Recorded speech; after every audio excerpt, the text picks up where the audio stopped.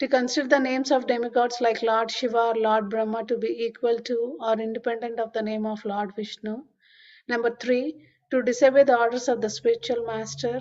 4, to blaspheme the Vedic scriptures or scripture in pursuance to the Vedic version. 5, to consider the glories of chanting Hare Krishna to be an imagination. 6, to give some interpretation to the holy name of the Lord. 7, to commit sinful activities on the strength of the holy name.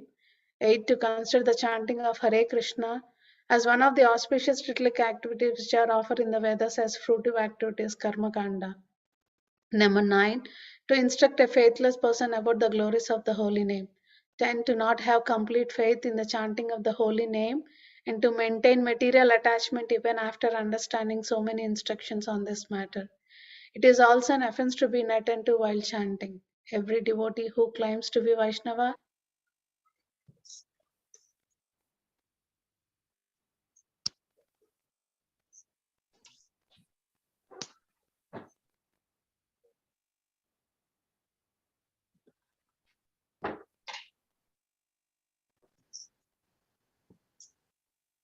हरे कृष्ण वर्धना माता जी दंडवत प्रणाम शिला प्रभुपाद की जय गुरु महाराज की जय Pritidasi from Charlotte Hare Krishna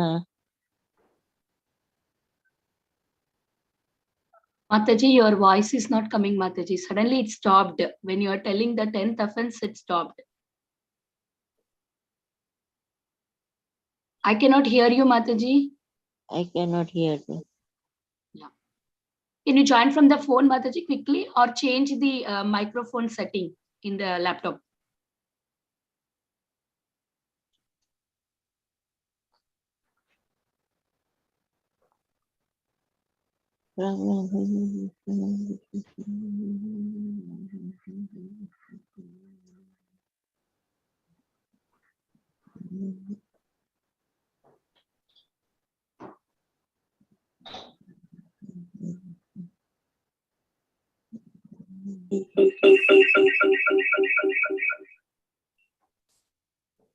Are you able to hear me, Mataji? Yeah, Mataji. In the laptop, you can put the volume. Yeah. You can speak now, Mataji? Yes, Mataji. Yeah, perfect. Hare Krishna Preeti Mataji, Dhanraj Pranam. Please accept my humble obeisances. All goes to Srila Prabhupada. Thank you so much, Mataji, for joining the call. Hare Krishna. Hare Krishna Hare Krishna Mataji, Dandvat Pranam, Srila Prabhupada ki jai, Guru Maharaj ki jai. This is Arvind Das from Chicago. Hare Krishna. Hare Krishna Arvind Prabhuji, Dhanraj Pranam. Please accept my humble obeisances. All goes to Srila Prabhupada. Thank you so much, Prabhuji, for joining the call. Hare Krishna. Hare Krishna Vardhana Mataji, please accept my humble obeisances. All glories to Srila Prabhupada and Shri Guru and Shri Gauranga, and to all the assembled devotees here. This is Megha from Naperville. Hare Krishna. Hare Krishna Megha Mataji, Dhanraj Pranam. Please accept my humble obeisances. All goes to Srila Prabhupada. Thank you so much, Mataji, for joining the call. Hare Krishna. Hare Krishna. Hare Krishna Mataji, Dandvat Pranam. Please accept my humble obeisances. All glories to Srila Prabhupada and Shiv Guru and Gauranga and all the assembled devotees. Yashamati from Chicago. Hare Krishna Yashamati Mataji, Dhanraj Pranam. Please accept my humble obeisances. All goes to Srila Prabhupada. Thank you so much, Mataji, for joining the call. Hare Krishna. Hare Krishna. Hare Krishna Vardhana Mataji, please accept my humble obeisances. All glories to Srila Prabhupada. This is Anita from Sharjah. Hare Krishna. Hare Krishna Anita Mataji, Dhanraj Pranam. Please accept my humble obeisances. All goes to Srila Prabhupada. Thank you so much, Mataji, for joining the call. Hare Krishna. Hare Hare Krishna. Krishna Vardhana. Go ahead, ma. No, you go.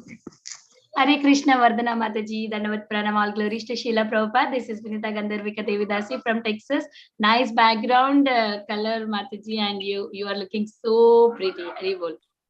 Hare Krishna Anita Gandharvika Mataji, Dhanraj Pranam. Please accept my humble obeisances. All goes to Srila Prabhupada. Thank you so much, Mataji, for joining the call. Hare Krishna. Hare Krishna Vardhana Mataji, all glories to Prabhupada and Guru Maharajis. My humble obeisances to you and all the devotees. This is Krishna Kumari Devidasi from Raleigh. Hare Krishna Krishna Kumari Mataji, Dhanraj Pranam. Please accept my humble obeisances. All goes to Srila Prabhupada. Thank you so much, Mataji, for joining the call. Hare Krishna. Hare Krishna Mataji, Dandvat Pranam. All glories to Srila Prabhupada. All glories to all the devotees. This is Sushmita from Canada. Hare Krishna Shushmita Mataji, Dandvat Pranam. Please accept my humble obeisances. All goes to Srila Prabhupada. Thank you so much, Mataji, for joining the call. Hare Krishna.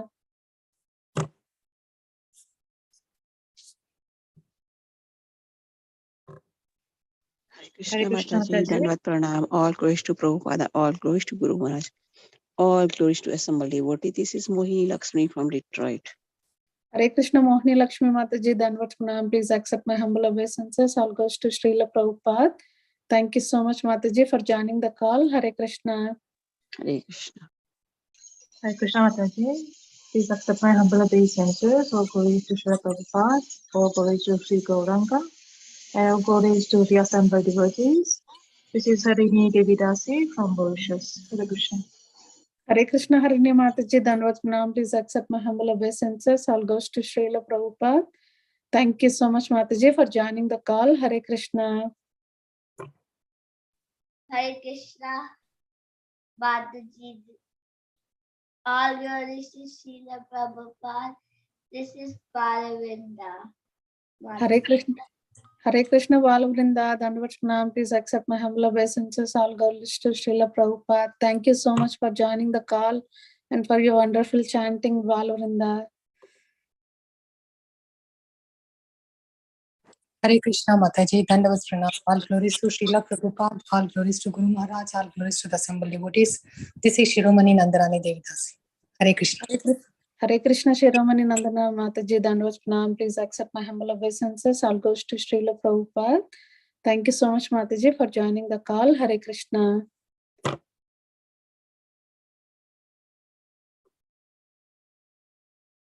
Is anybody else would like to introduce themselves?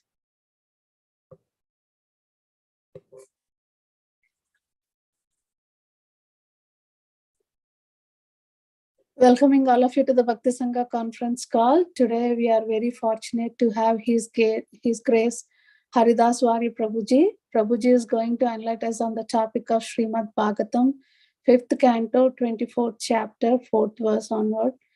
Hare Krishna Prabhu. Before going to the class, I will hand out the call to Sureshwar Shyam Prabhuji to give brief introduction of Prabhuji. Hare Krishna Prabhuji, please take out the call. Dandavad Pranam, all glories to Prabhupada and Guru Maharaj. So here is a brief introduction about Prabhuji. His Grace Haridas Varya Prabhuji is a disciple of His Holiness Indradunya Swami Maharaj, and Prabhuji is an international speaker. Prabhuji has been associated with ISKCON for the last 24 years. Prabhuji has a deep penchant in rendering lectures from the Vaishnavite text. He is a public speaker on various topics of Sanatana Dharma through the lens of disciplic succession of Brahma, Gaudiya, Vaishnava Sampradaya. He has delivered his lectures in English, Hindi, Tamil, and Malayalam across Dubai, Australia, USA, and India. He speaks extensively on Srimad Bhagavatam, Bhagavad Gita, Valmiki Ramayana, and other Gaudiya literatures. Prabhuji has a graduation degree in Electronics and Communications and an MBA from Symbiosis University. Hare Krishna Mataji, Dandavad Pranam. Back to you, Mataji. Thank you so much, Prabhuji. Hare Krishna Haridas Varya Prabhuji, Dandavad Pranam. Please accept my humble obeisances. All goes to Srila Prabhupada. Thank you so much, Prabhuji, for giving your valuable time and association to us this morning and enlightening on the topic of Srimad Bhagavatam. I know this class will be so ecstatic, Prabhuji. Thank you so much. I'll hand out the call to you, Prabhuji. Hare Krishna. Hare Krishna. Am I audible? Am I clear? Yes, Prabhuji. Okay. First and foremost, thank you so much, Vardhana Mataji and Sureshwar Shyam Prabhu, along with Shyam Gauri Mataji, who kindly extended this particular invitation to speak with the Bhakti Sangha Japa group. And also all glories to Balavrinda Prabhu for joining today in the chanting. Very nice to see youngsters also joining in. Thank you so much for your association. Before we start, we would start with Mangalacharan. And today we would talk about a very, very special topic. It's a little different because the Bhagavatam verse speaks about something totally different. But we will try to analyze through the lenses of Bhagavatam this particular shloka, not shloka, the prose 5.24.4. But before that, let us chant with Mangalacharan. Om Ajnanatimmirandasya Jnananjana Shalakaya Chakshur Unmilitam Yena Tasmai Shri Gurave Namaha. Shri Chaitanya Manovishtam Sthapitam Yena Bhutale Swayam Rupakada Mahyam Dadati Swapadantikam. Vandeham Shri Guru Shri Utapatakamalam Shri Gurun Vaishnavamscha Shri Rupam Sagrajatam Sahagana Raghunathanvitam Tam Sajivam Sadvaitam Savadutam Parijana Sahitam Krishna Chaitanya Devam Shri Radha Krishna Padan Sahagana Lalita Shri Vishakhanvitamscha.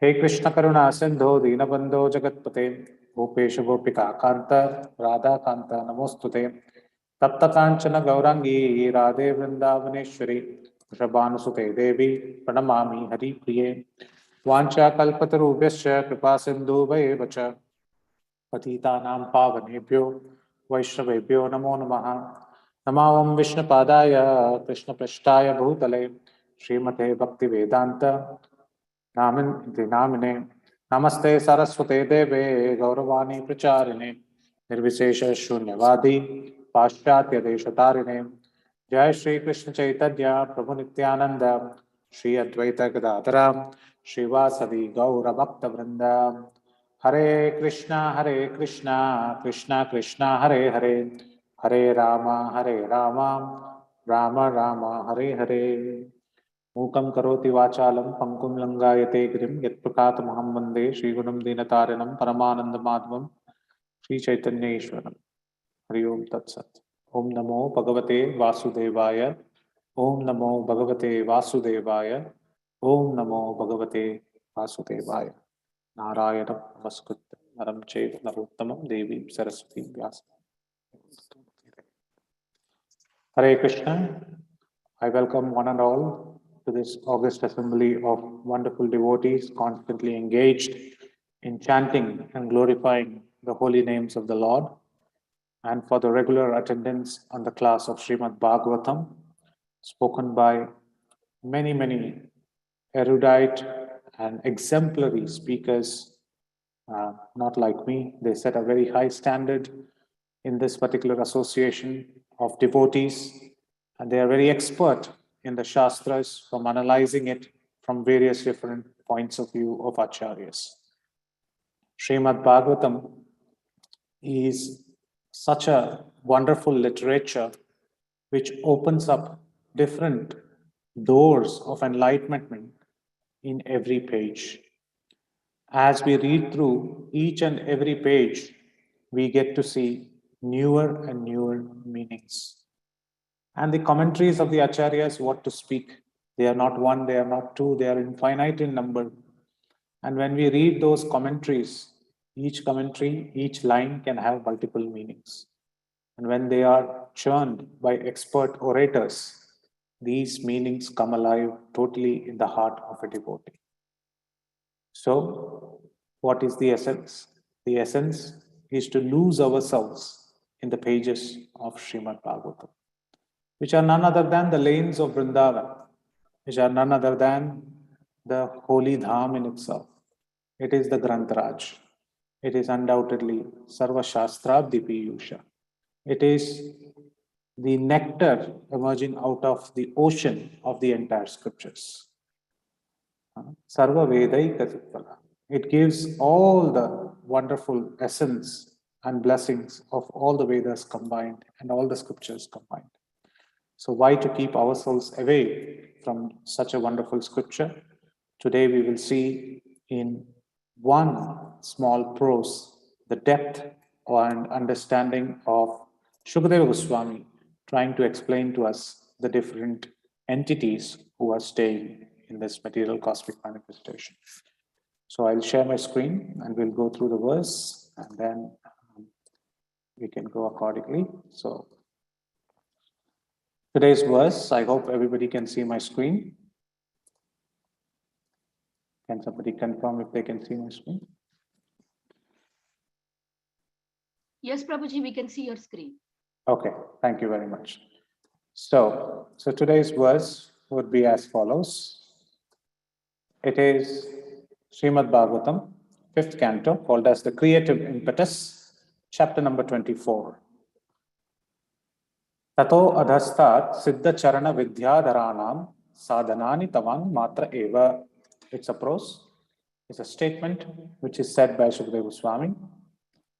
And the synonyms go this way. Tata, the planet Rahu. Adhastat, below. Siddha charana, of the planets known as Siddha Loka and Charana Loka. Vidyadharanam, of the planets of the Vidyadharas. Sadhanani or Sadhanani, the residential places. Tavat Matra, only that much distance, 80,000 miles. Eva, indeed. Translation by His Divine Grace A.C. Bhaktivedanta Swami Srila Prabhupada and purport by Srila Prabhupada ki jai. It's a very small translation and purport, so we'll read it. Below Rahu, by 10,000 yojanas, that is 80,000 miles. One yojana is at roughly around 8 miles, so 10,000 multiplied by 8, 80,000 miles, are the planets known as Siddha Loka, Charana Loka, and Vidyadhara Loka. That's it. Purport. It is said that the residents of the Siddha Loka, being naturally endowed with the powers of the yogis, can go from one planet to another by their natural mystic powers without using airplanes or similar machines. So this is a very beautiful narration of the different kind of lokas that exist. And principally, Srila Prabhupada here in the purport is mentioning about the ability of the Siddhas. The Siddhas are known as people who have extensive yogic powers. So there are 3 planets out of the many which are mentioned in the Vedic scriptures. Here in Srimad Bhagavatam, a special focus is given to this 3 because there is going to be mention of these 3. What are these 3? As the name suggests here, it says Siddha Loka, Charana Loka, and Vidyadhara Loka. So if we go back to this particular chapter, this chapter is known as the zooming down. I kind of remember this as the zooming down, where you kind of zoom from the topmost view, you go down, down, down, and you go into each layer and you try to understand. So we started right from Bhubhuva Mohar Jana Tapa Satyam, from the Satya Loka. We started going down, we came up to the planet of Rahu, which is mentioned in the previous verses. And now we are talking about below Rahu. So we are in that zone of zooming down our microscope, our zooming down into our location, and trying to identify each layer, each planetary system as it comes from the topmost planet. So currently we are talking about the Rahu planet, and below Rahu, the 10,000 yojanas, the 80,000 miles, there are 3 planetary systems called as Siddha, Charana, and Vidyadhara Loka. So let us first get to know who are these personalities, Siddhas, Charanas, and Vidyadharas. They are also called as Upadevas. Now, we all know Devas, right? Can somebody in the call name some Devas? The name of demigods. We might be reading so much. Sorry? Ganesha. Ganesha, okay. Anybody else? Devas? Indra, Chandra. Indra is called as Upendra, the leader of the demigods, okay. But demigods, yes, Chandra, okay. More. Varuna, Vayu. Varuna, Vayu, very nice. So you see all these, Agni, Varuna, Vayu, Chandra, Soma, all these particular personalities are called as demigods. Demi means they don't have the full power of the Ishwaras. Of course, the supreme Ishvara is Lord Sri Krishna himself. Tumi Sarve Sarveshwara, says Bhaktivinoda Thakur in his song. But Ishvara is Lord Shiva, right? Ishvara Uvacha, Sri Rama Rama Rameti Rame Rame Manorame Sahasranama Tutulyam Rama Rama Varaname. He says in Sahasranama that Ishvara or Maheshwara is Lord Shiva. But below them are the gods who are demi. That means their power, their influence, their jurisdiction, their their area of operations are quite limited in nature. They are called as demigods, and we named some of them. Below them, to assist them, are many personalities called as Upadevas. Upa means subcategories of devas. And these personalities, 3 of them are mentioned here. Who are they? Siddhas, Charanas, and Vidyadharas. So you have Krishna, then gods, and then demigods, and then sometimes Srila Prabhupada uses the word semi-gods, so or semi-gods. They are not demi, but they are semi. They are still lower in power to the demigods. So who are the Upadevas? The Rig Veda and the many other Vedas mention very clearly the different types of Upadevas. Who are they? Vidyadharas, Apsaras, Rakshasas, Yakshas, Gandharvas, Kinnaras, Pishachas, Guhyakas, Siddhas, and Bhutas. So you see that there are 10 of them. I repeat again, Vidyadhara, whom we will talk about extensively today. Apsaras, Apsara, we all know about the different kind of Apsaras who have performed many pastimes in the Vedic folklore, in the Vedic scriptures, where they try to take away the ascetic sages into different paths, or they take part in the pastimes of the Lord in different ways. Menaka, Ramba, Urvashi, Chitragandha, these are all different names of the Apsaras. They are always there to entice, provide entertainment, sing, dance for the pleasure of the demigods. Because they are subservient, they constantly serve the demigods. Then there are Rakshasas.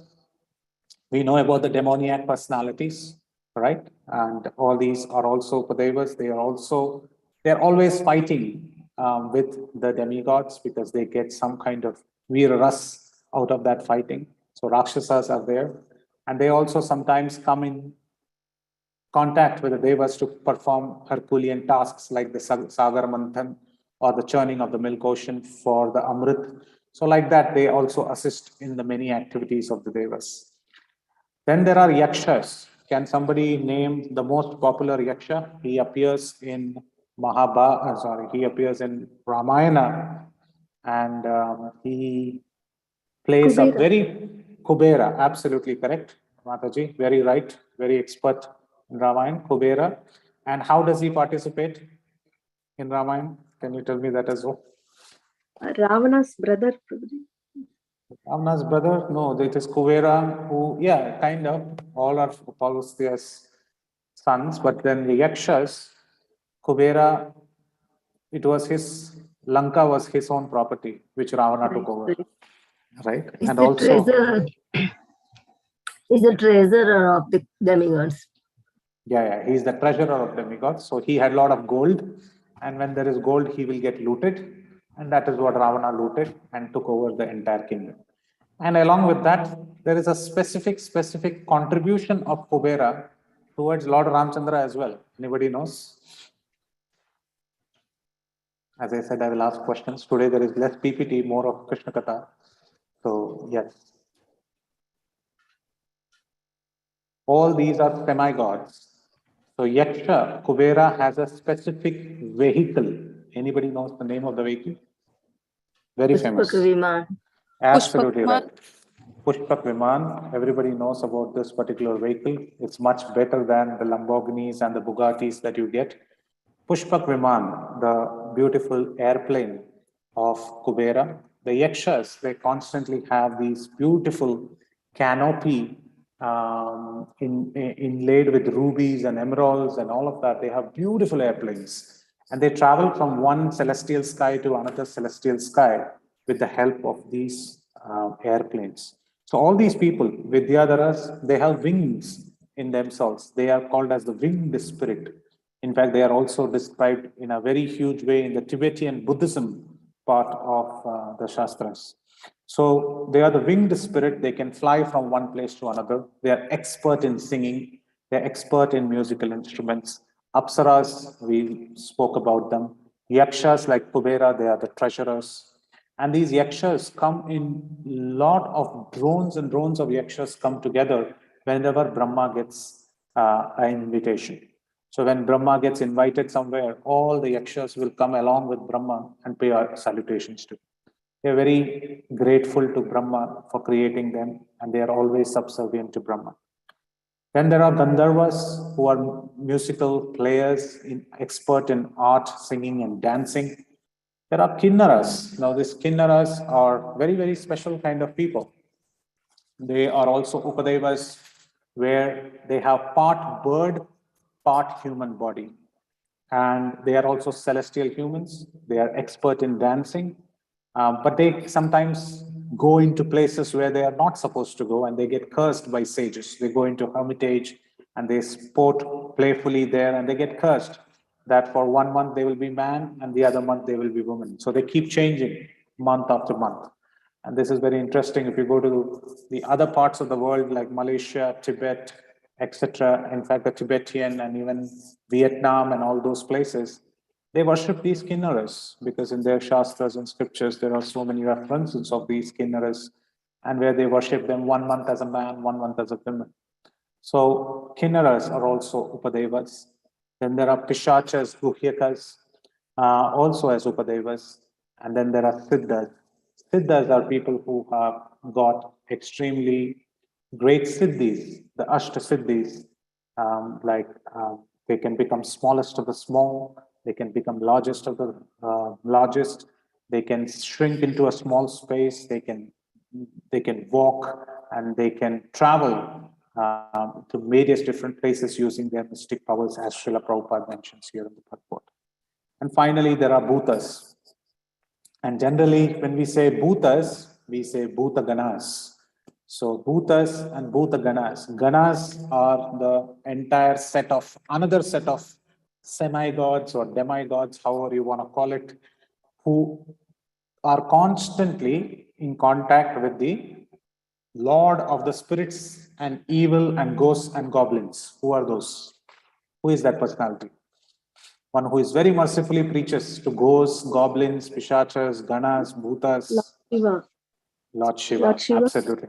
Because his residence in his Aadhaar card or social security number says cemetery, main street, cemetery, main road, funeral grounds, filled with ashes, that is where he stays. So Lord Shiva has got his own sets of demigods and attendees like the Adityas, the Vishwadevas, the Vasus, the Abhaswaras, the Tushitas, the Anilas, the Maharajikas, the Sadhyas, and the Rudras.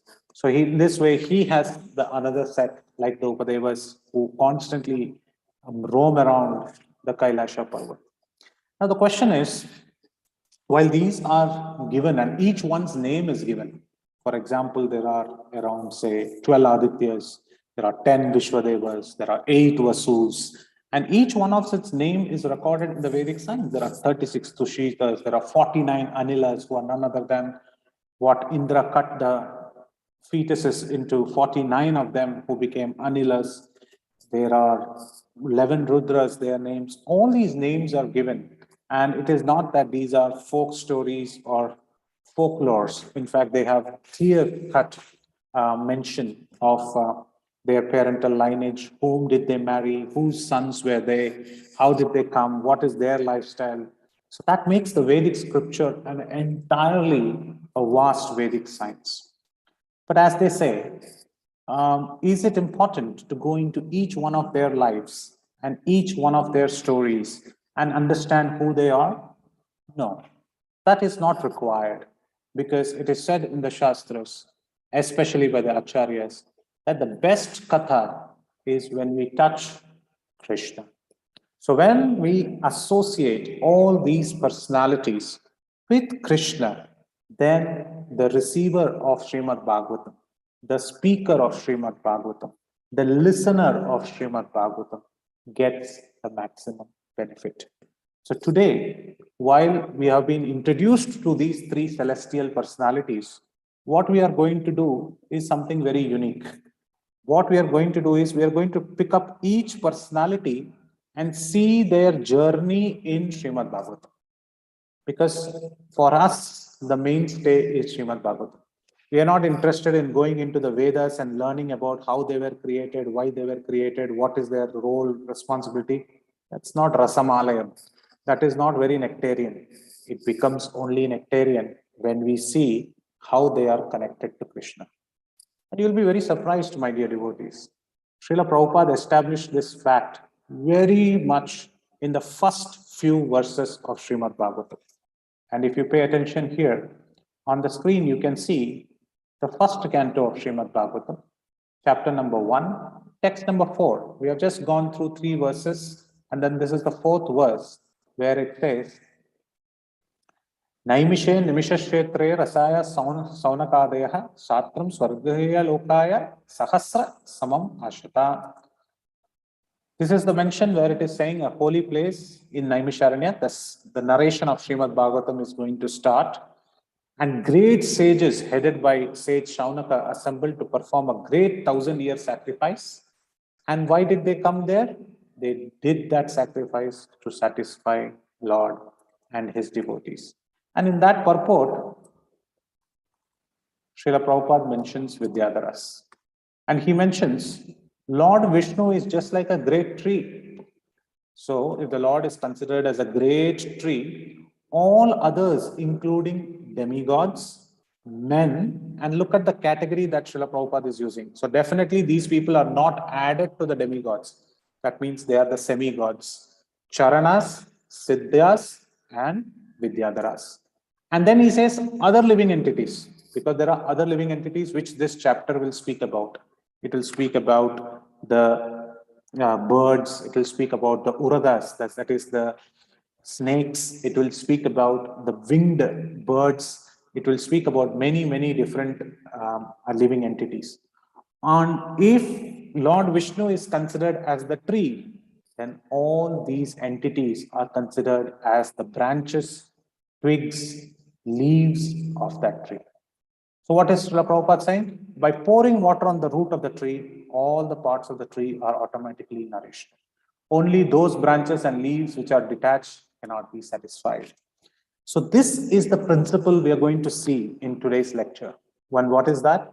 How, if the twigs and the leaves, which are the Vidyadharas, the Charanas, the Siddhas, if they are disjointed from the Supreme Personality of Godhead, who is the tree, then they are of no value. And if they are connected to the tree, they get nourished because the water is poured at the root of the tree. So today we are going to see 3 special pastimes of Vidyadharas and how they are connected to Lord Sri Krishna. So the first pastime, we have to go to the 10th canto of Srimad Bhagavatam, where in the 34th chapter, in the 12th and 13th verse, there is a very beautiful mention of this particular pastime. And you can immediately see the pastime in front of your eyes. This is the chapter of Nanda Maharaj saved and Shankachuda slain. I hope everybody would have read this chapter in the Krishna book as well. It's a very beautiful narration of how once upon a time the Vrajvasis thought of going to a forest named as Ambikavana.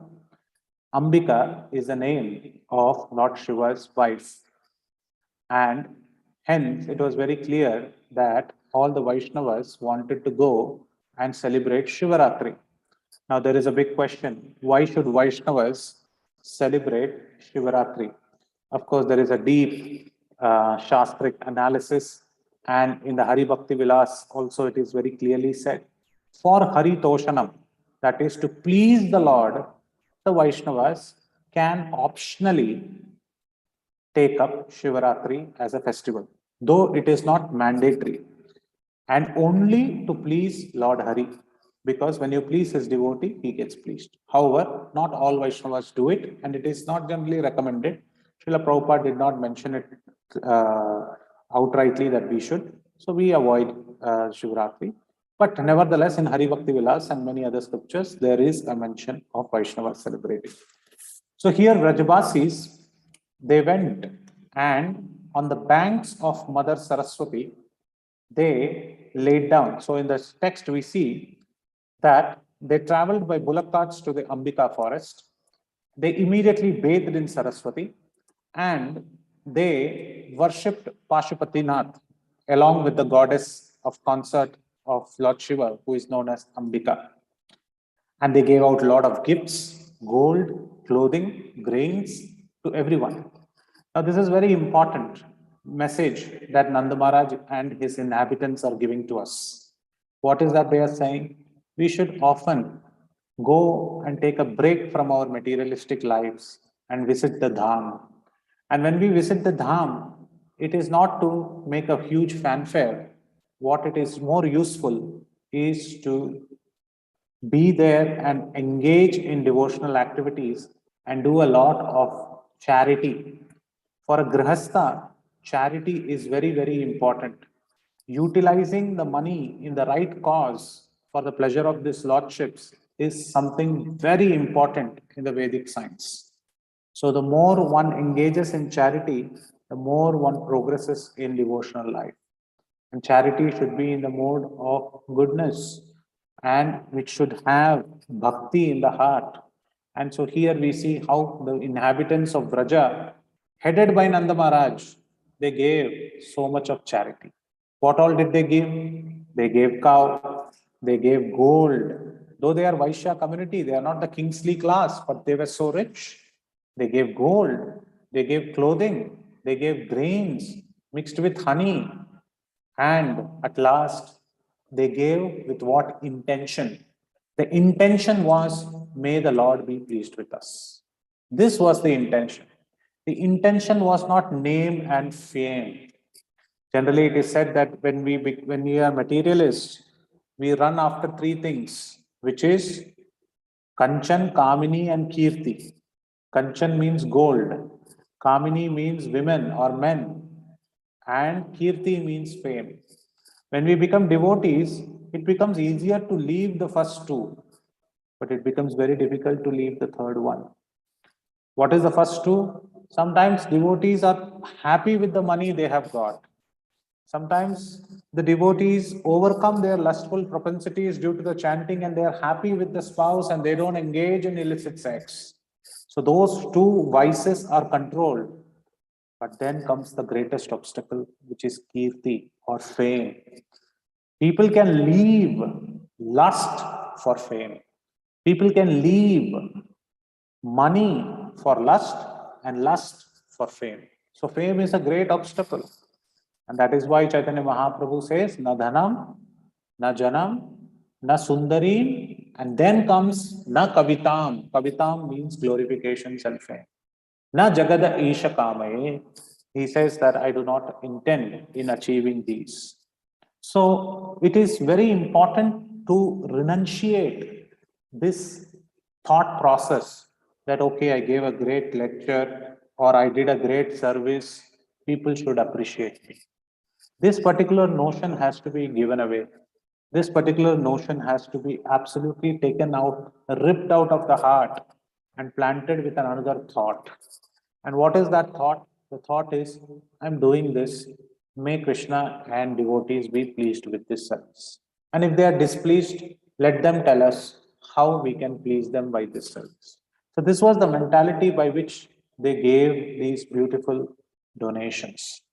And when they gave these beautiful donations, they were very happy and they thought they became tired and they were observing their fast. Here it is written in the text 4, Nanda, Sunanda and others on the bank of Saraswati, strictly observing the vows, they fasted, taking only water. That means for Shivaratri they were fasting. But then a very, very great thing happened. What happened? During the night, a huge and extremely huge and hungry snake appeared in that thicket, slithering on his belly up to the sleeping Nanda Maharaj.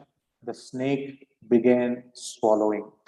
So we have heard this past time when Nanda Maharaj and Sunanda and everybody was sleeping. A snake, a huge snake came from the bushes and it started swallowing Nanda Maharaj. So we might be thinking, how is this possible? Krishna is right there. Nanda Maharaj is one of the most pure devotees. He is in the Vatsalya Ras. And he has come to a place which is a dham and he is doing fasting, which is spiritual activity. He is giving donation, charity. So he is definitely one of the transcendental persons who are staying and seeing Krishna and talking to Krishna, kissing Krishna. He is right there. But what is happening? A bad thing is happening. That is, his life is being put into danger. So when some people ask this question, why bad things happen to good people, we should cite this example this first time. The most good, the best person is Nanda Maharaj. And to Nanda Maharaj, this particular activity is happening. And in front of Krishna. So sometimes, even to the best persons, some bad things will happen due to the Kala or due to the will of the Lord. So this can happen to even the best of the personalities. And we see that Pandavas also went through such trials and tribulations. And this was also a wish of the Lord, that he explains to the rest of the world that my devotees sometimes go through trouble, but those troubles are not everlasting. So here we see Nanda Maharaj is getting swallowed. Then he immediately started shouting out. He said, Krishna, Krishna, my dear boy, this huge serpent is swallowing me. Please save me, whom I am surrendered to you. Now, can you imagine a father immediately saying to his son, I am surrendered to you? But this is such wonderful pastime. If we get into the moods and the emotions of the slokas and look empathetically into each other's shoes, we'll be able to appreciate the gravity of the situation. So it's very difficult that at that moment when our life is threatened, we remember the Lord. To remember the Lord when our life is threatened is the past percentage of this life, is success in this life. To remember the Lord at the time of death is very, very, very, very difficult. And that is why Kulashekar Alvar says in Mukundamana, Krishna Tadiya Padapankarajam Advaita Vitasume Manasaraja Hamsa Prana Pranayana Samaye Kapavada Pittau Kantha Varodhana Nidhau Smaranam Kutaste. He says, Kantha Varodhana Nidhau Smaranam Kutaste. He says, Kapavada Pittau. When I am dying, when I am choking, I can't take my breath, and my entire throat and lungs and everything is choked with kapha, vata, pitta. That means all these things which is having phlegm and cough and extra sense of air filled up in the chest. I'm not able to think, and there is sour and bitterness in the body. How would I be able to do all these activities? It is definitely not possible. So at that time, he's saying, Smaranam Kutaste, how will I be able to think about you, O my Lord? It is absolutely impossible. So to think about the Lord at the time of death is success. So here Nanda Maharaj is finding that there is a full chance of him losing his life. And due to that, he is planning to take out the names of the Lord and says, Krishna, Krishna, please save me. And seeing Nanda Maharaj, all the Gopas, they got up, they took their torches, which were made of fire, and they started lighting the snakes, thinking that it will burn it and it will leave the clutches and Nanda Maharaj will be free. Some of them started beating the snake. At that time, what happened? When all the coward men started crying, saying, Krishna, Krishna, help, help. Immediately, they started burning the serpent with their torches. But even though they tried, nothing was happening. The serpent was not leaving. It was fully tightening its grip and swallowing Nanda Maharaj as a whole. And at that time, Krishna ran towards the scene. And when Krishna ran towards the scene, and he touched the snake gently with his foot. So in fact, Jiva Goswami here writes, Krishna never touched the snake with his foot. He accidentally touched the foot. He didn't come there and think that, okay, I will keep the foot on the snake. He didn't think like that. He came running, and part of his skin at the toe touched the snake. This is what happened. And we see the same pastime in similar kind of pastime in Ramayana also, which we have spoken, that when we spoke about the Padukas, it's never that the Lord Rama touched Ahalya, the stone, with his lotus feet. Vedanta Deshika says that the dust from the Padukas of the Lord's lotus feet sprinkled on the stone and she turned back to Ahalya. So it is not required always that we need to get in touch with the lotus feet of the Lord. Of course, if we do, that is the greatest blessings. But even the dust, the Padaravinda coming from the dust, the lotus feet of the Lord, the water coming from the lotus feet of the Lord, Mother Ganges, itself can purify the whole world. So in this way, Jiva Goswami says it accidentally touched. So there is a direct contact of Krishna's skin with the spiritual skin, the beautiful, wonderful, effulgent skin of Krishna with the skin of the snake.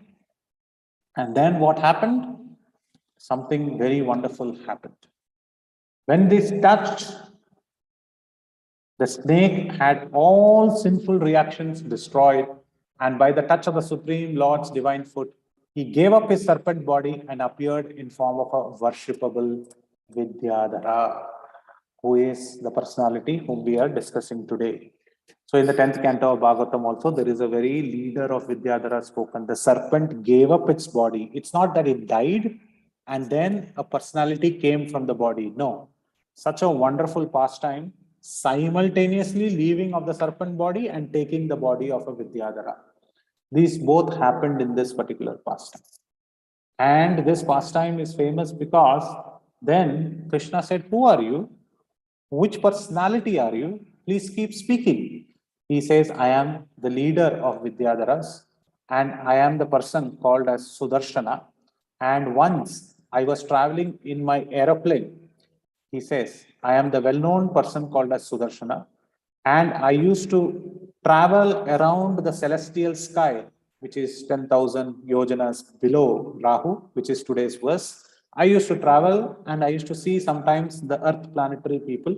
One time I saw Angira Muni and sages who are coming in the lineage of Angira Muni. And because I was very beautiful and they were not looking beautiful, I ridiculed them. I made fun of them. And because of this sin, I became a snake. Because enviousness is a quality of a snake. A snake can bite a person even if somebody is not done anything. So there is an envious quality in the snake. So here he is mentioning that I got cursed as a snake. Krishna was very amused and he said, "Please, Krishna, give me this particular opportunity that I got rid of the curse." And he says a very beautiful shloka. That what does he say? And this is a shloka which we should remember. This is quoted by a Vidyadhara. What is that? Sapomi anugraha evata kritaistak karunatam vihi yadaham loka guruna padaspashto hasta shubha. He says, what is glorious? What is Mangala? It is actually for my benefit. He is now realizing that the curse that he got, which he thought, why good things happen to bad people, but the curse that he got is actually my benefit. He is merciful that the sages cursed me. And because of that curse only, what did I get? I got the touch of the lotus feet of Krishna, who is the supreme spiritual master of all the world. And hence my inauspiciousness is gone. So here very wonderfully, our Hari Parshad Prabhu in many lectures, he mentions this particular shloka written by Hari Sauri, and very wonderful realizations of Hari Sauri that he mentions. I would like to quote one or two, which is very impressive, is how Hari Sauri very wonderfully mentions here that where were they sleeping? They were sleeping next to the river of Saraswati. So when they were lying down near the river Saraswati and they were trying to do the fast. So what they were trying to get the blessings of Mother Saraswati also. What is the blessing that we get from Mother Saraswati? It is a very verse that we spoke about it. Devim Saraswatim Vyasam Jato Mudire. The blessings of Vyasa and Saraswati gives us the knowledge of Srimad Bhagavatam. So when we get the knowledge of Srimad Bhagavatam, when we are trying to get the knowledge of Srimad Bhagavatam or the knowledge of Bhagavad Gita, sometimes a snake possesses us. What is that snake? That snake is the power of illusion. Sometimes getting into these knowledgeable worlds, illusion comes over us and starts to gobble us down its throat. At that time, what can save us? Padam Bujayo Padasparshto Hastashubha. The only inauspiciousness, the all inauspiciousness can be removed only by Padasprashto, by the touch of the lotus feet of the Lord. So the Lord is saying that, oh my dear devotees, even if you are fasting, even if you are doing greatest of the activities of carrying out the essence of knowledge, sometimes if you are consumed by the power of illusion of a snake-like power of illusion, then the lotus feet of mine will be still given to such people, and I will protect you, my dear devotees. The other thing it is saying that even though the other meaning that Harisoli says very beautifully, he says that even though sometimes people are in distress and they have been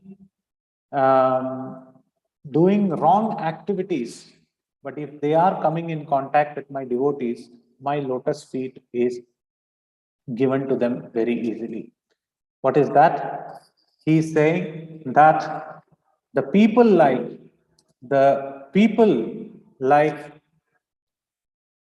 this personality Vidyadhara Sudarshana, though he is without any feet, he is called as snake. Snake don't have feet. But whom did he catch? He caught Nanda Maharaj. And how was he swallowing? By the feet. So what he doesn't have, he will go and catch. That means we as materialists, we want so many things which others have and we don't have. So we are in this power of illusion and we go and try to accumulate a lot of these sense objects. At that time, which feet will save us? The superhuman feet of Krishna and FEAT, the feet of Krishna, which is touching by his lotus feet. So this is a wonderful feat of adventure. This is a wonderful way of how Harisuri wonderfully mentions about how this great feat of touching the feet of Krishna to a feetless animal who was trying to swallow Nanda by his feet. So this is the greatest pastime. And this is by Vidyadhara. And he says, let me go back to my kingdom. So through this pastime, we see this Vidyadhara's activity of how these personalities are, how these personalities constantly engage in their activities. And sometimes they get cursed, they come and they take part in Krishna's pastime. And we see how great is this pastime. Why is that? We see this is great in this pastime because Vidyadhara as a personality is such down the administrative ladder. He is not a deva, he is a upadeva, and he has got his own planet and it is just little much distance away from earth. So he is not in the Satyaloka, Tapaloka or Brahma's assistance. He is so much down in the administrative order. But to that personality also Krishna comes and gives mercy. And then further down are people like us who don't have any celestial ability, who have to pay a bomb to get into the business class of an artificial aircraft which crashes every now and then. What to speak about celestial airways? For such personality, Krishna came down as Gauranga Mahaprabhu, Chaitanya Mahaprabhu and distributed master. Apatra patra na dekhi murti, ashaucha na shaucha sthan. He did not see whether one is caliber, one has the caliber and the capability to accept bhakti or not. He did not see who has the capability, who doesn't have the capability. Sthana, asthana, he didn't see which is the right place to give, which is a good place to give. He did not see any of those. He just gave the pure love of God to everyone. Such a wonderful personality. So this is one pastime where we see Vidyadharas engaging in Srimad Bhagavatam and how they were cursed. There is another beautiful pastime, and in short, I will narrate. This is also talking about Vidyadharas. Of course, the other two personalities are very less mentioned. the Siddhas and the Charanas, who are none other than the angels and the winged birds and part humans. But Vidyadharas are often mentioned in the Srimad Bhagavatam. They are the ones who shower the flowers whenever a great activity happens. When Abhimanyu dies, they shower the flowers. When Bhishma mentions about Krishna, they shower the flowers. When great activities happen, they are just above the celestial skies. They get a lot of flowers and they shower them. So these Vidyadharas, another beautiful pastime which we can see is in the 62nd chapter of Srimad Bhagavatam. This is a very, very beautiful chapter. Chapter is known as the meeting of Usha and Aniruddha. You might have heard this pastime many times. Many staunch brahmacharis don't read this pastime, but it is very wonderful in seeing how Krishna is very engaged in his familial affairs and how his sons and grandsons were very attractive and beautiful. So here there is a mention of Usha's artist. So ardent readers of Krishna book. What is the name of the artist or the painter or the painting lady who was assistant to Usha? She was excellent in seeing a picture and drawing it, or just by narration she could draw. Anybody? Chitra something. Chitra. Yes. First part is correct. Second part, Chitra is correct. Generally we can say Chitra means Chitralekha Mataji Jai. Very wonderful. Very nice reader of Krishna book. So her name was Chitralekha. Lekha means one who can write and draw. Lekhak, or is called as an author in Hindi or Devanagari. But Lekha means one who can draw, write, who is very daksha, who is very artistic. So this Chitralekha and this pastime is very beautiful about Usha and Aniruddha, and I have a very different take on it. Once what happened, before I enter the pastime, I would like to give a little context, and there are only 10 minutes left, so do not worry. I will not go overboard because today's topic is very, very limited to Vidyadharas, Siddhas and Charanas. Just before the lockdown, it happened that in one of the pastime places I had to go was the place of Chennai. Just give me a minute. Just give me a minute. Somebody is at the door. Just give me a minute.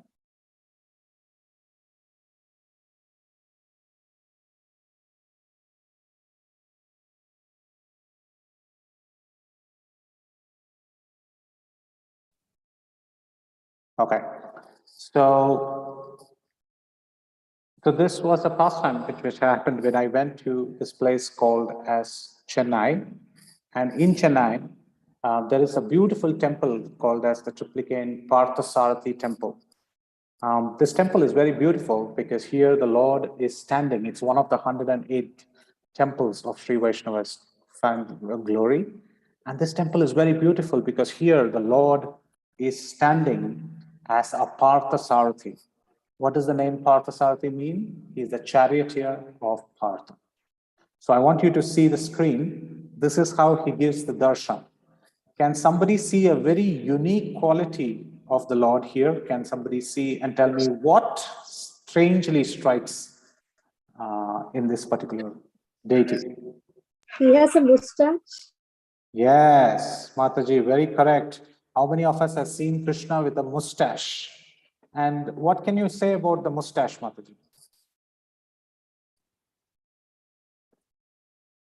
Can everybody see the mustache? Yes, Prabhuji, we can see that clearly. Clearly? And what is unique about this mustache? Can somebody say? White in color, Prabhuji. White in color. And the rest of the body is, Krishna is black, but there is white in color. So I happened to go to this temple and I was very astonished by looking at this beautiful deity in Triplicane, Parthasarathi, he's known as, and he has Rukmini by his side, there is Balram on his right side, there is Satyaki on his right side, and there are also other personalities behind like Aniruddha, Pradyumna, everybody is there. His entire family is there in this particular temple. Very beautiful. And these 7.5 feet tall temple in triplicate. So I went to the Pujari and I asked him this question. Pujari, I have this question. The entire Lord is black. He's so beautifully in black. Why is he having this white mustache? So he said, okay, you know what? You wait outside the temple. I'll come and tell you the pastime. I said, okay, fine. Here is a Pujari trying to tell me what the pastime is. So I was waiting outside the temple and he came and told me the story. And he told me the story for same like what was there in the Krishna book of Usha and Aniruddha. And he gave the reference of this particular verse from Srimad Bhagavatam, 10th chapter, 10th canto, 62nd chapter, 18th and 19th verse. When Usha was describing who is that personality who came in her dream, she's telling about Aniruddha. And at that time, Chitralekha is drawing different personalities. And who are the personalities that Chitralekha drew is mentioned in this particular verse. Among the humans, she drew all the kings, but Usha said, these are not the persons. Then she drew the pictures of Vrishnis. But before that, she also draws pictures of many others. She also draws pictures of Vidyadharas, Charanas. She draws celestial people. Usha says, no, these are not the ones. And then finally, she draws the Vrishnis who are there in Dwarakas. She draws Shurasena. She draws Anakadundubi, who is known as Vasudev. He is also known as Anakadundubi. He's the one who used to play the bugle when a lot of good things used to happen. When he was born, there were a lot of bugles which went off in the heavenly skies because he was going to become the father of Krishna. So when he was born, there was a lot of kettle drums and bugle horns which were blown, and that sound was heard. So he was also known as Anakadundubi, which is known as Vasudev. So she's drawing one personality. Is it Vasudev? Is it this? And then she drew Balram. And when she drew Balram, Usha did not see. She was fantastically stunned by Balram. And then she drew Krishna. Usha was completely taken away by Krishna. She said, oh, he's very beautiful. This personality whom you have drawn is very, very beautiful. But my person is little lesser beautiful than this personality. Then she made the drawing of Pradyumna, who was a son of Krishna. And when she made this drawing of Pradyumna, Usha became very bashful. Why? Because Aniruddha is the son of Pradyumna. So Pradyumna becomes the father-in-law. So when she saw father-in-law, she became very bashful. She became very quiet. Then Chitralekha finally drew Aniruddha. And when Aniruddha was drawn, she was jumping up in joy and she was saying, yeah, it is not the Siddhas, it's not the Charanas, it's not the Vidyadharas, it's not that beautiful looking personality called as Balaram. Even more beautiful, who is Krishna and not Pradyumna, but it is this personality called Aniruddha. So all this happened, and then Chitralekha, you all know the pastime, went, kidnapped Aniruddha, kept in the palace, and finally there was a great meeting, fighting, and finally what happened? It got established and Vrishnis came all the way to this particular place, and there was the marriage of Usha and Aniruddha. Now I asked the Pujari, okay, but you didn't tell me why the mustache is white. What is the reason with all this pastime? Then the Pujari said, you know, at that time when the entire set of people were meeting with each other, when the families were meeting with each other, and when the marriage happened, Rukmini came running to the daughter-in-law of her grandson, because Aniruddha is the grandson of Krishna. She came running and she said, how do you like my grandson Aniruddha? How you two guys met? How was the courtship period? And what will she say? She was saying everything what Chitralekha did. She said, Usha said, first she drew at Vidyadhara. I did not like it. Then she drew your husband, Dwarkadish, Krishna, and my heart was completely captivated. But then I knew this is not the personality. When Rukmini heard this, she thought, my God, my husband is so old, he's having grandson, but still he is attracting so many women. it's time that I should make my husband look old. Otherwise, still he will attract a lot of women. So Rukmani went and took some chalk powder and applied it on the mustache of Parthasarathi and said, let people come to you and see you are old, and let not girls fall for you. But Rukmini did not know that if you go and see Parthasarathi, still the girls feel that they should get Krishna as the husband. This is the beauty of Krishna. His beauty is far, far beyond the beauty of even the demigods. He is most beautiful. And Krishna got this mustache and he still sports. Look at, he's the Lord of the Lords. And this is a wardrobe malfunction. Everything is decked up and his mustache is white without dye. How is it possible? And the Lord is anyway, he is Nitya Yauvanam. He never becomes old, but he accepts the love of Rukmini coming in this particular way. And if you see the face of the Lord, it has a lot of holes in the Lord's face because he accepted the arrows of Bhishma in the battleground. And these are all wonderfully depicted in the deity. And this is where he draws the picture of Vidyadharas. And in this way, these personalities come in various different pastimes. They add to the enactment of the pastime and they live very close to the antarikshas. But what is that we have to learn from these Vidyadharas, Charanas, Siddhas, and everybody? We have to learn that bhakti is possible in any given sphere. It can be in the lower planetary systems, it can be on earth, it can be in the celestial sky, it can be in the upper sky. Bhakti is something which is universal, and the Lord is accessible to all the living entities equally. He has shown his, we will read in this chapter as we go down the lower planetary systems, Atala, Vatala, Salatala, Sutala, everybody. We will see how he has been merciful to Maya Danava. We will see how he has been merciful to the birds, Charanas like Sampati and Jatayu in Ramayana. We will see how in the Rudras, Hanuman, who is part of the Rudras, also became one of the greatest servant of Lord Ram. We can also see how Garuda, his messenger, who is also a son of Kadru, becomes the greatest wing carrier. These Kadrus appear in the lower planetary systems and the subterranean heavenly systems called as Bilva Sarga. We also see Aruna, who is the brother of Garuda, who is handicapped from his chest down, became the charioteer of sun, and hence we call Aruna Uday. First, we don't see the sun, we first see the charioteer, Aruna, and then we see Uday, that is of the sun itself. So how Krishna is merciful even to Aruna? We see how Krishna is merciful even in the womb to Parikshit and Prahlad. We see how Krishna is merciful to the Upadevas like Vidyadharas, like Sudarshana. We see how Krishna is merciful even to Manigriva and Nalakuvara, who are the sons of the demigods of the Yakshas of the Kuvera.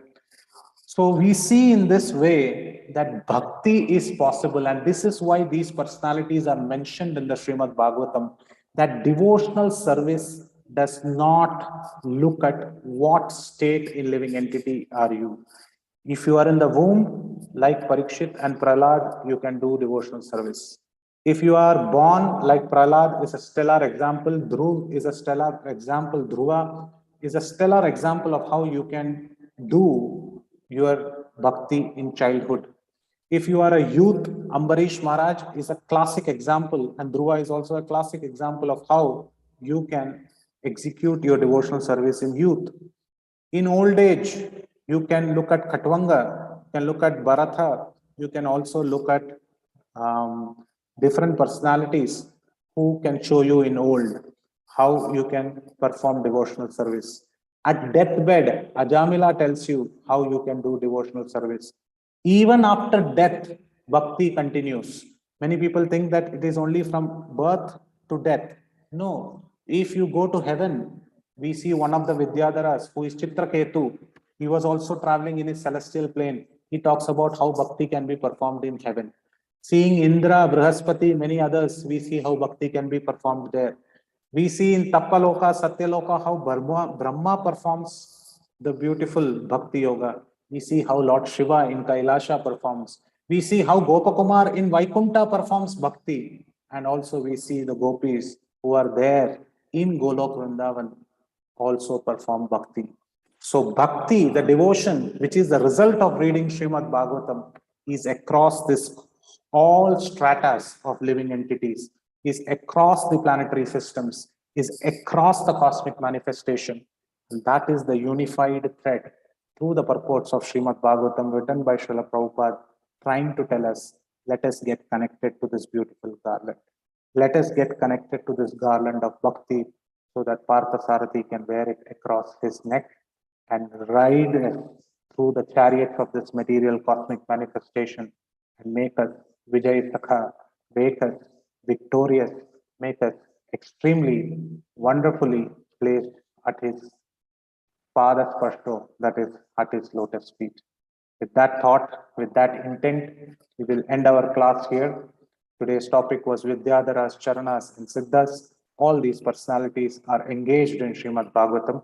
We saw two pastimes of Vidyadhara's, how they take a part, either through pictures, either directly by getting in touch with the devotees, how they become a part of Krishna's beautiful pastime. Jagat Guru Srila Prabhupada ki jai, Vantaraj Srimad Bhagavatam ki jai, Yatra Skalitam Kinchit, Vidvamsat Purayantu Tat, Yatra Saustubam Kinchit, Tat Gurur Evame Nahi. If you find anything that was a mistake, you all are Vidvans, Panditas, expert readers of Srimad Bhagavatam. You can please correct me. And if you found anything good, all the glories go to Srila Prabhupada, the Acharyas, and my spiritual master. Thank you very much. Jagat Guru Srila Prabhupada ki jai. Hare Krishna. Hare Krishna Prabhuji, thank you so much for a wonderful class, Prabhu. It was really excellent. You narrated very beautiful pastime, Prabhuji. First time I'm hearing about that Parthasarathi temple, Prabhuji. The white mustache Krishna is having, it was so beautiful, Prabhu. Thank you, Prabhuji. And I like the point you said. Whatever the snake tried to touch the lotus feet of Nanda Maharaj, Prabhu, whatever we don't have, we'll hanker for that, Prabhu. Really, we always do the same thing. I feel like whatever bhakti we don't have, we should hanker from the pure devotees, Prabhu.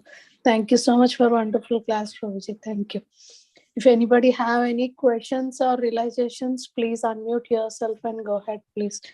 Hare Krishna, Prabhuji, Dandavat Pranam, all glories to Srila Prabhupada. What a beautiful class, Prabhu. This fifth canto is so heavy to take it.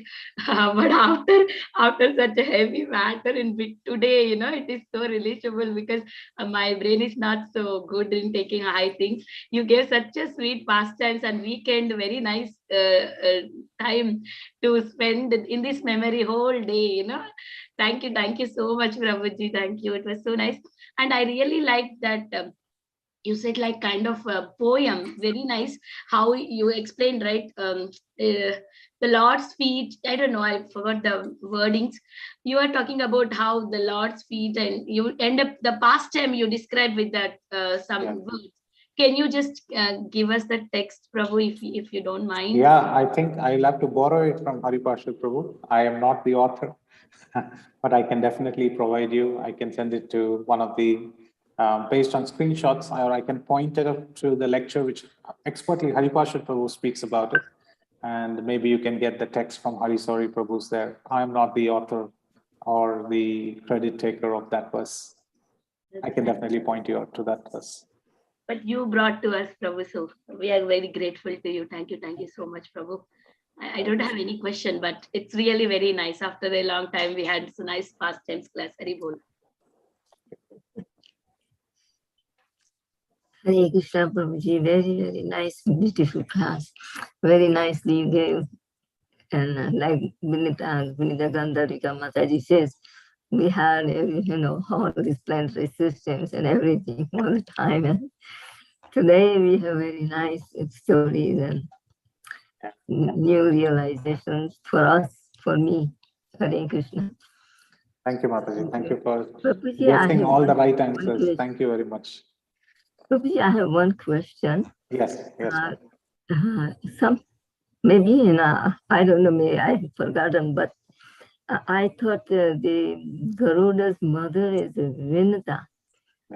And Kadru is the snakes and cobras. Yes, that's correct, Mataji. I mean, I was saying that when we speak about the lower planetary systems, we see that how Kadru and Vinata had this fight, and how Garuda was also given this particular opportunity. And Vinata's two sons were Aruna and Garuda, and we see that how each one of them gets the mercy of the Lord in one way or the other, in getting the service of the Lord.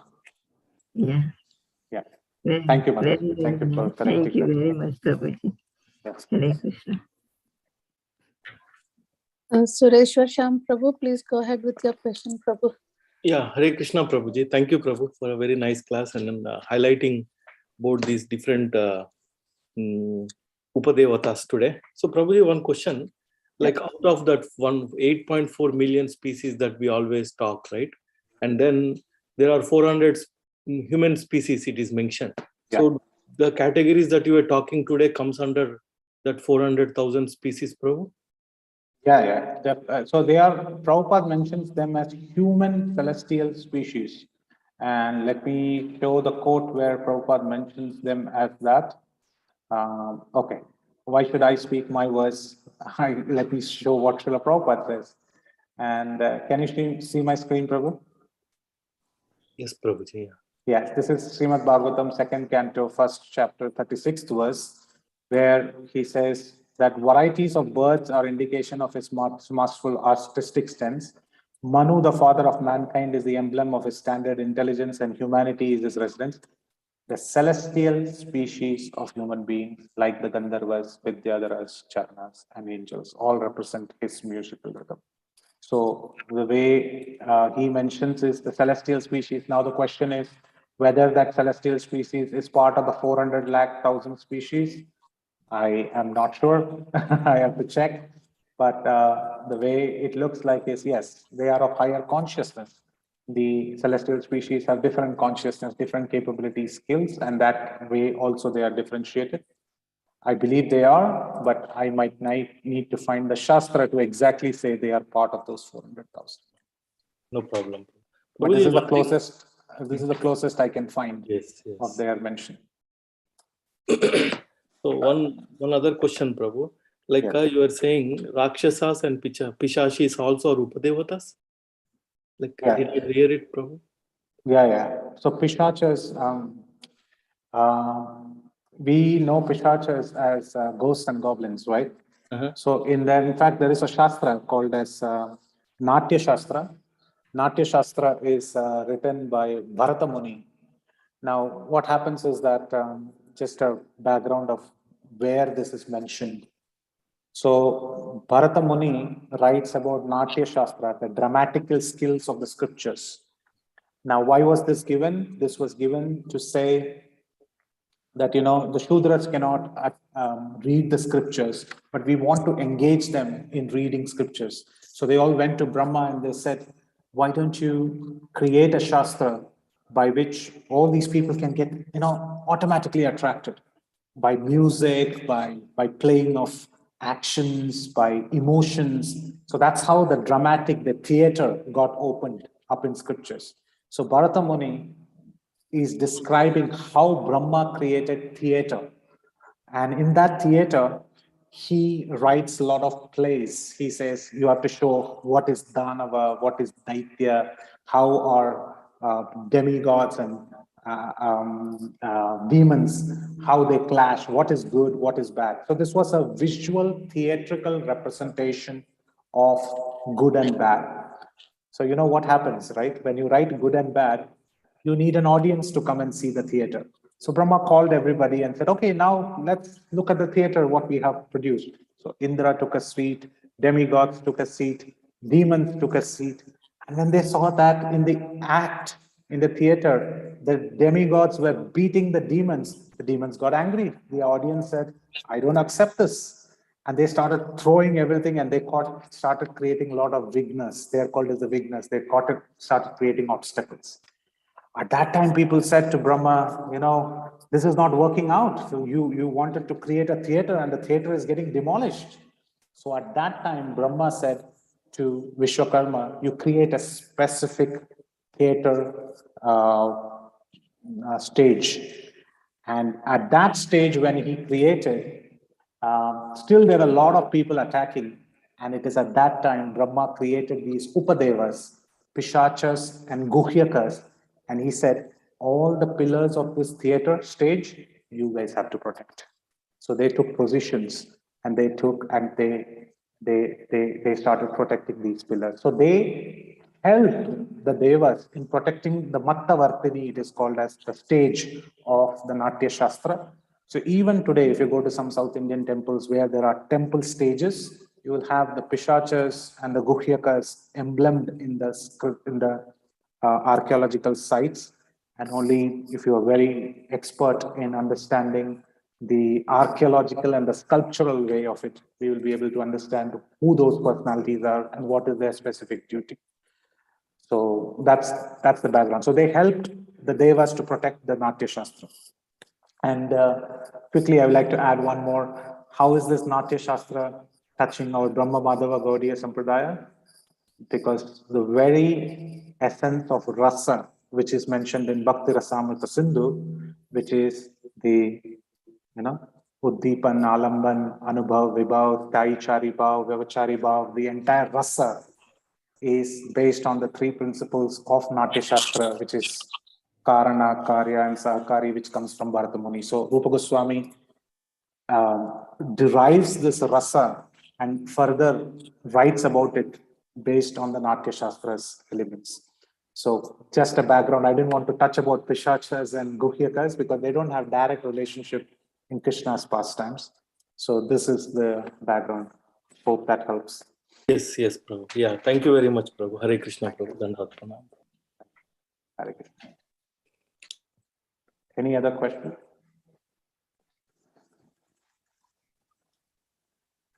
Yeah, Nityanarjan Prabhuji, can you go ahead with your question, Prabhu? Hare Krishna, Prabhuji. Dandavad Pranam. Thank you very much for Nectarian class. Prabhuji, my question is like you mentioned, Nanda Maharaja was attacked by snake.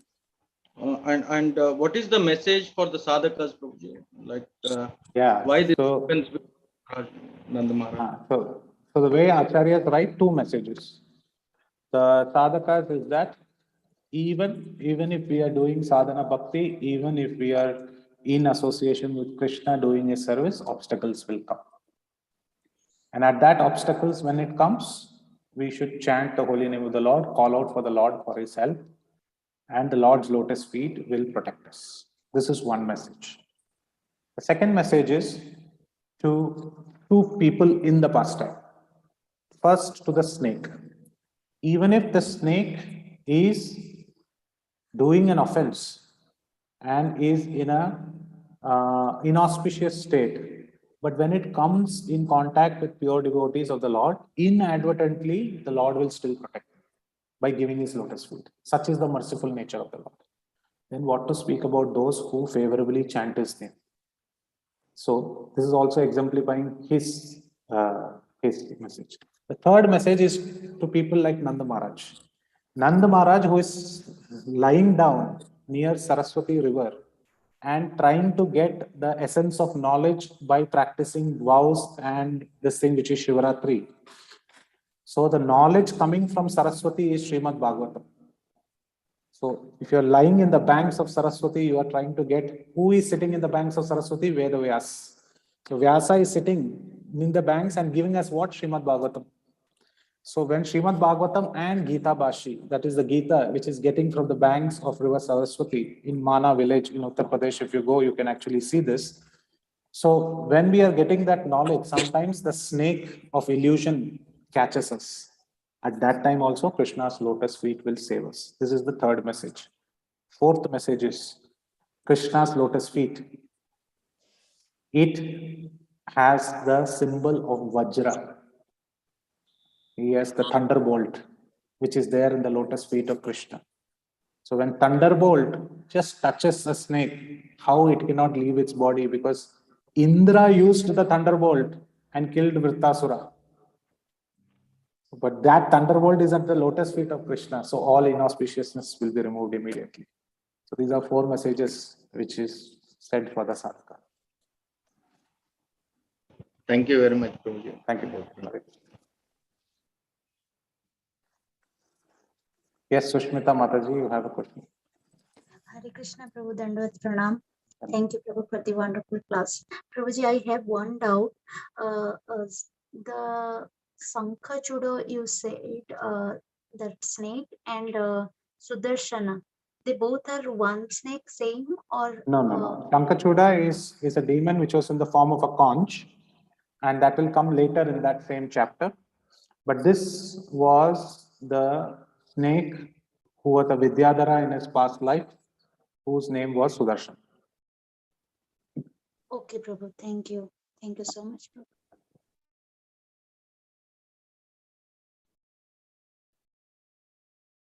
Anybody else has a question, comment?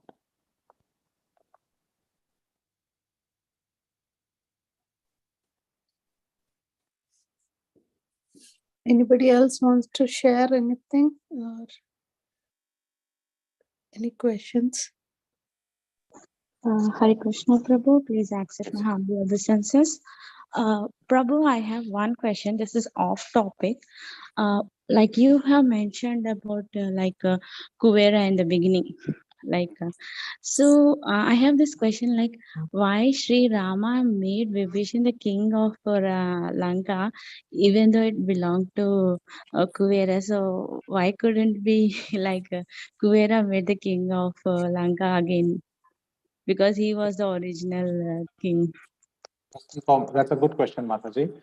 So it was Kuvera's guest house, was not his original house. He had a lot of properties. This was one of his property. And this was not Kuvera's eternal residence. Kuvera used to live somewhere else. He actually gave it to Vibhishana for 3 reasons. First reason, he gave to Vibhishana before even he fought the war. In fact, Lord Ramchandra is such a Maryada Purushottam and a perfect principle-oriented personality that he will establish for others what is right and then only demand. Generally, what we do is we demand and then we ask and then we act what we have been bestowed with. Lord Ramchandra did not ask for Ayodhya back. He gave it to Bharata first, established him as the king. Then to Vibhishana, he gave the kingdom. Then only he got the kingdom, which is Ayodhya back. So thereby he shows that how you should walk the talk. You should not talk the walk. You should walk the talk. So that's why he gave Vibhishana the kingdom. Second reason is Vibhishana surrendered completely to the Lord. So anybody who surrenders, the additional bonus is anyway the wealth, the fame, the kirti, everything comes additionally. So this became as an additional bonus, which is Lanka, which came to him and he became the king. Number 3, and the most important, Lakshmana asks this question, why are you giving the kingdom to Vibhishana? What happens if tomorrow Ravana comes and surrenders? Today, Vibhishana surrendered, you gave him Lanka. So if Ravana comes, what will you give? Then he said, I will give Ayodhya. If Ravana comes tomorrow and surrenders at my lotus feet, I'll give Ayodhya. Then Lakshmana asked, then what will Bharata do? He said, for Bharata, I'll give the eternal Ayodhya. And there I will reside with him. So this is the Lord's mentality. Naham vasami vaikunte na yogino hridayaro madbhakta yatra gayanti tatra tishtami narada. And this is devotee's mentality. Vibhishana also said, I don't want to stay in Lanka. I will carry the Ranganath deity back to Lanka. So I want to be always with you. So the devotee wants to be with the Lord wants to be with the devotee. And because the devotee is surrendered to the Lord gives everything. And that is why he gave the Lanka. And he was directly in line of the king who was currently existing. So again, I have one question linked with the answer you gave me. So when Ramachandra told that I will be with you as Ranganath, then why he didn't go to Lanka, Prabhu? I heard this, but somehow I missed the concept. So there was another, while he was carrying Ranganath deities and he was traveling towards South India, there was another sage who saw the deity and he wished that he can worship the deity there. The deity wanted to now also please Vibhishan and also please the sage. And it was the perfect place, and where he knew that all the alvars and everybody will come. And so he wanted, it was the Lord's wish, and that is why he is lying down in Ranganath Puri to fulfill the wish of the sage. And but he is still looking at south. So if you see Ranganath deity, he is constantly looking at Sri Lanka, giving darshan to Vibhishan. So this is the reason why the Lord chose that place. There is no other reason. At the banks of Kaveri. Okay. Yeah, one last question, Prabhu. Yes, ma'am. So, to which category does Garuda and Sudarshana Chakra they belong? Like, are they gods, or how we can consider them? They are called as Nitya Muktas or Nitya Suris in the Vaishnava literatures. They are constant servitors of the Lord. Their positions cannot be taken by any other living entities. They are Nitya. They are eternal servitors. They are eternal servitors means, so we can consider them as gods, demigods, or they are servants of the Lord. They are the part and parcels of the Lord. They are spiritual servants of the Lord. They are spiritual beings, spiritual servants of the Lord, and they are infested or they are invested with Krishna's potencies or Krishna's energies, and they are used for specific purposes. Sudarshana is used for annihilating, dispelling darkness. Garuda is used to carry the Lord from one place to another. They have specific services. Logistics is managed by Garuda. Banishment and punishment is managed by Sudarshana. Like this they have, but they are eternal servitors. It's not possible that one of the living entity will become the next Sudarshana Chakra of the Lord. It's not like that. They are Nitya Suris. They are Nitya Muktas. They are eternal servitors. Oh, thank you, Prabhu. That was really very clear, and I like the first part of when you were introducing us to like a Bhagavatam. It's like streets. We are in the streets of Vrindavan. That part, Yes. Can you please again tell, Prabhu? That was really nice. So every page of Srimad Bhagavatam, it is actually taking us closer to Krishna, and we can get lost in Srimad Bhagavatam. So it was my analogy that every page of Srimad Bhagavatam, if you are getting closer to Krishna, it is like if you have been to Vrindavan, you go one lane or the other, you will either come to Radha Raman, you will find a new pastime. You will either come to Chirghat, you will find a new pastime. You will come near Yamuna Devi, you will find a new pastime. Every page of Bhagavatam is the same. You move from one place to another, the common thread might be Maitreya Muni talking to Vidura, might be Vidura talking to Dhritarashtra, might be Brahma talking to Lord Sri Krishna. Whatever might be the pastimes, it's all connecting to the Lord. That means every pastime, every navigation you take across the cosmic manifestation, which is 5th canto, which we are reading, we are connected to the Lord. And how Lord has come down in each and every single place and bestowed his mercy. So that is the same thing happening in Vrindavan. He has come to every nook and corner of Vrindavan and bestowed his lotus feet. So I was saying Srimad Bhagavatam is the personality Krishna himself, and every page is the Vrindavan that he roams with his personality. Yeah, that was awesome, Prabhu. That like the realization was awesome. Nice. Thank you, Prabhu. Thanks a lot.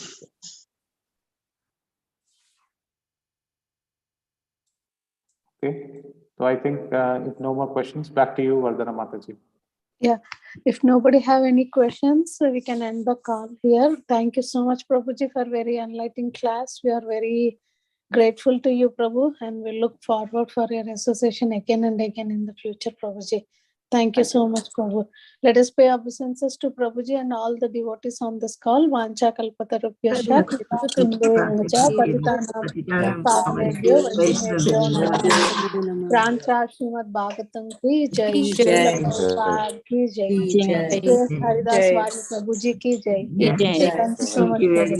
Hare Krishna. Hare Krishna. Thank you. Hare Krishna. Thank you, Lalita Mataji. Thank you so much, Prabhuji. Hare Krishna. Thank you so much. Prabhuji, thank you so much. Thank you all devotees for joining in. Thank you, Prabhuji. Dandavat Pranam. Hare Krishna. Hare Krishna. Thank you everyone for joining today's Srimad Bhagavatam class. We'll meet again tomorrow. Hari Bol. Hare Krishna. Thank you.